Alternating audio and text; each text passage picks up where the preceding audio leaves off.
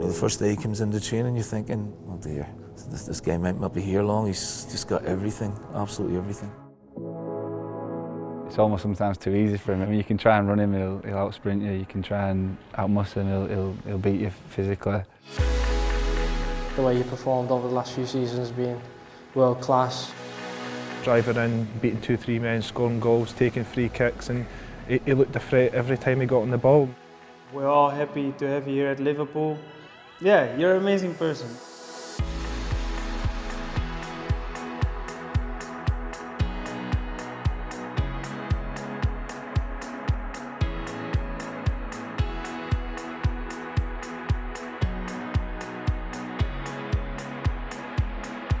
Don't look any different, to be fair, from those. If I was to ask you to talk about how you describe your childhood, how was it growing up? I had a great childhood. You know, I was playing outside on the streets a lot. I have a little brother, I have a little sister as well. My brother is 2 years younger than me, and at that time, playing outside was, you know, was it. Of the two of us, he was most of them the goalkeeper, so I just, you know, tried to score some goals on him, and I was always trying to be active, playing different sports, whether it was sort of baseball kind of games or basketball, badminton, and then football. Obviously, it was great. You know, I was 2 years at my club in the neighborhood, what you just saw in the picture, Radius 19, and then I went to Willem II, who I played for 10 years, and I enjoyed every bit of it. It was amazing. Hi Virgil, allereerst gefeliciteerd met het geweldige succes van Liverpool, het winnen van de Champions League. Dat is natuurlijk waar heel veel spelers alleen maar van kunnen dromen. Jij hebt het gedaan. Dat is goed voor het Nederlandse voetbal, daar heeft iedereen baat bij. Ik ook, hier in Oezbekistan, dus ga ermee door. En ik wens je heel veel succes met het voetbal, maar ook persoonlijk vlak met je familie. En ik hoop je ooit nog eens in levende lijven te zien. Tot ziens. Hoi. Groningen made your debut there. That's Peter Hoekstra who gave you that. What was that experience like, finally becoming a professional playing in the Dutch league? Yeah, it was unbelievable. You know, I lived obviously down south in Holland. You know, everything was just there, and then I decided, you know, to make the step all the way up north. If you compare it to England, it's probably from Liverpool to, I don't know even what you say, Norwich or something. Still far, but for us it's like from one way to all the way to the other, and it was a total switch. I lived on my own. I enjoyed every bit of it, to be fair. In the beginning it was tough. I didn't have my driving license, so I went to training on the bike every day. I was a bit lazy with getting my driving license. I wasn't even involved in the first team, and luckily towards the end of the season I got slightly more involved, and I was happy to make my debut then. You know, to see him now, I didn't see him for a long time, so it was nice to see. I didn't even know he was there, but yeah, I hope he's all good. And what I say, you know, I'm always grateful for the people that helped me throughout the way. Hi Virgil. Yep. I'm Scott from Celtic. Do you remember me? At the time, nobody really knew too much about him. And then 2-3 months into the season, all the lads were like, this guy is a player. And then you start speaking to the manager, you start speaking to other people, and he just becomes the Rolls Royce of the team. I mean, he's the best in the world, you know, and he could go and play for any club now, you know, but I think he looks very happy at Liverpool, and why wouldn't he be? You know, 2 Champions League finals, and you know, great Premier League run last year and another great Premier League run this year. Yeah, Celtic, what a time it was.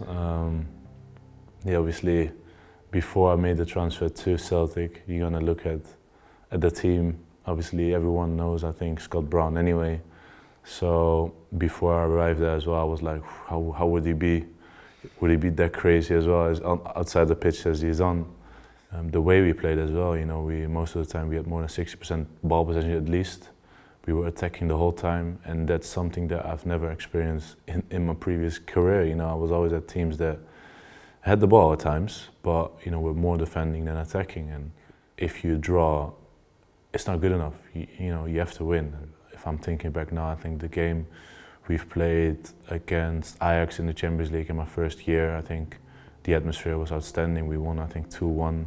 the atmosphere is something that you never forget, you know, that gives you that extra lift, and you know, it was very special.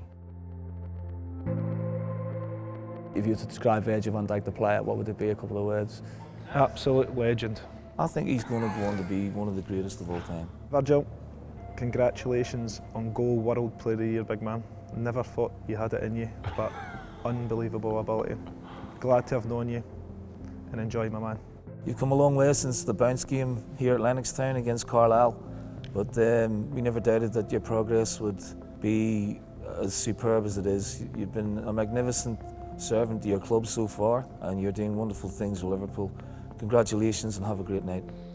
Nice messages. Yeah. Nice words, yeah. You know, those two definitely have played a part in it, and yeah, I think Bruni is making jokes about being a legend, but he's a legend himself. So you know, always thankful for those words, and that's the only thing I can say, I think. Congrats, Virgil, on being #1 in the world. Really proud to see it, and I think you deserve everything you get, the hard work you do, and the qualities you showed when I played alongside you, and the quality you're showing now is like I said, really good to see, and keep it going, mate. Really proud. Virgil, natuurlijk heb ik van heel nabij meegemaakt bij Southampton. Geweldige move gemaakt naar Liverpool en ja, is daar, ik wil niet zeggen de koning, maar bijna en ontzettend belangrijk in zijn persoonlijkheid, in dat team. Een leider, ook bij momenten aanvoerder. So Southampton, obviously your first step into the Premier League, was that always an ambition to play in England? Was it always something you thought, I'd like that to happen?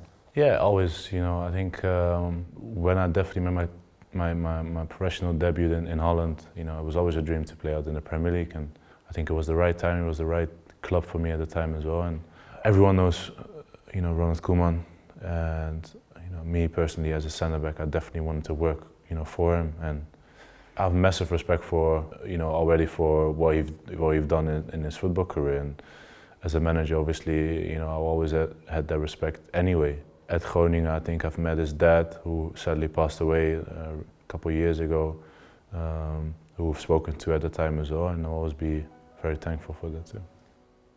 Virg, just want to say congratulations on the award. You deserve it, mate. I think the way you performed over the last few seasons has been world class. Yeah, we're all very proud of you, and it's a massive achievement. Well done. Hi, big man. First of all, I want to congratulate you with your award. It's been amazing since you're here, not only on the pitch but also off the pitch. And we're all happy to have you here at Liverpool.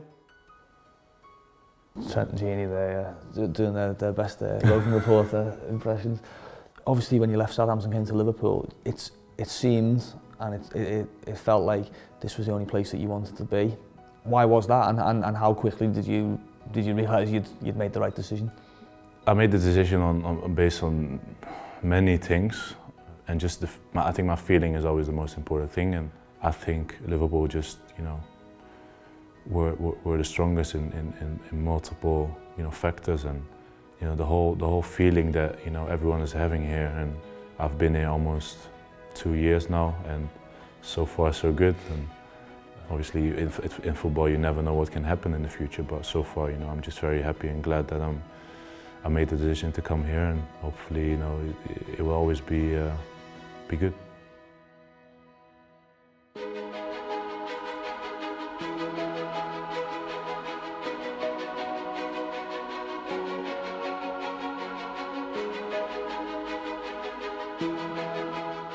You said so far so good. I mean, you've had 2 Champions League finals in a season and a half. You've had a record-breaking Premier League. Did you think it'd go this well?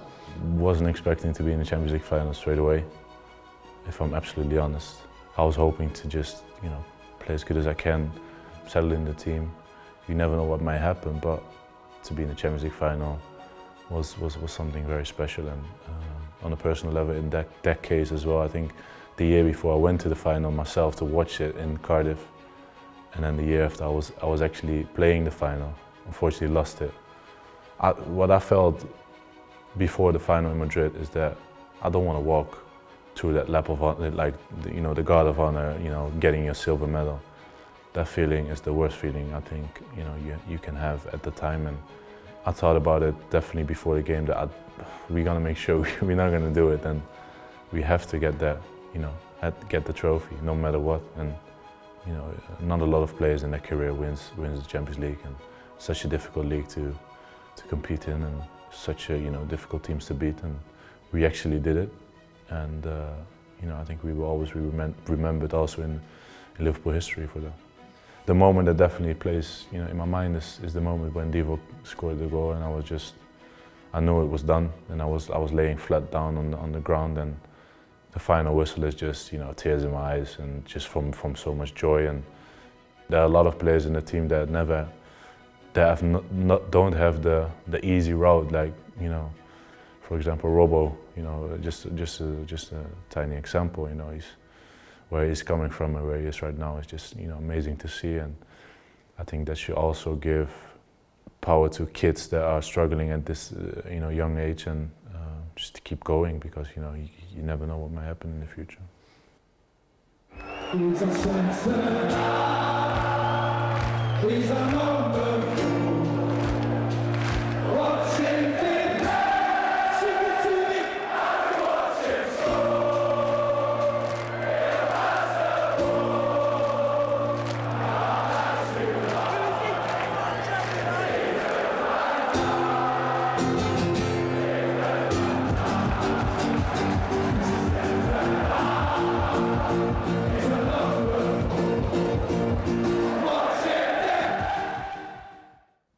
must have a big head watching something like that, eh? What a song, yeah. What a video, actually. I think a couple of my family members were in that crowd at the time, and I saw that video actually. I think it was before pre-match or after pre-match on the final, and I think I couldn't properly, because normally we sleep, after.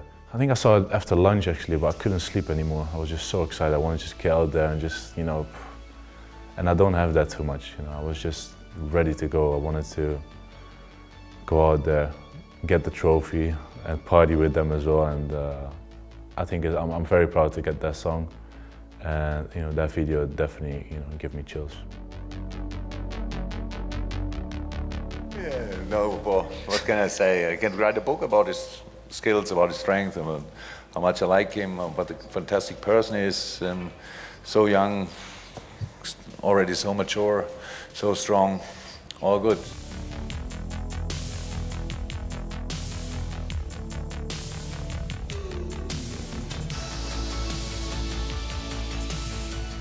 Talking of the manager then, because I sit in press conferences sometimes, and when he talks, I sometimes feel like I want to go out and play, and I think I can't imagine what it must be like for a player to play under them. Yeah, he has fantastic player management skills, I think, and he does it just on instinct. He just do it because he thinks is good to do. He will talk to you whenever. I definitely have a special connection, I think, with him, and.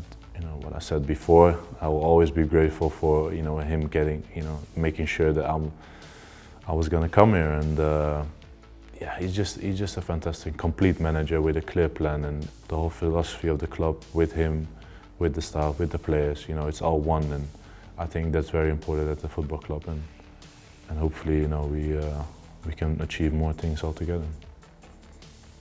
You're an amazing person. It's difficult to say a lot of good things about you, but I'm happy that I have you as a teammate.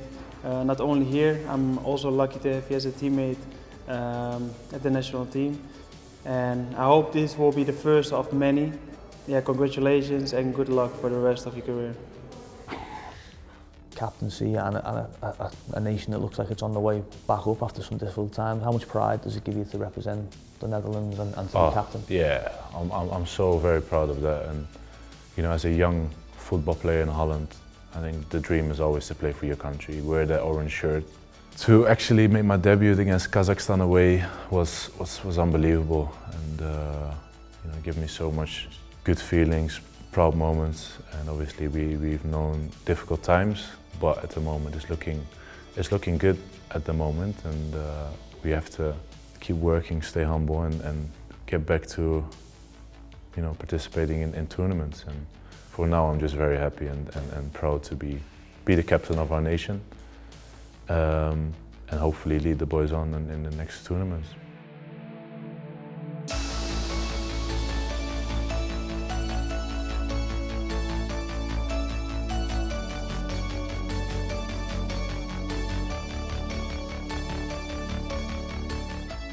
So Ronaldo, Messi, Van Dijk, that seems to be the three at the moment. So when you think about the last 15 years and the way those two have been up at the top, it's some achievement for you.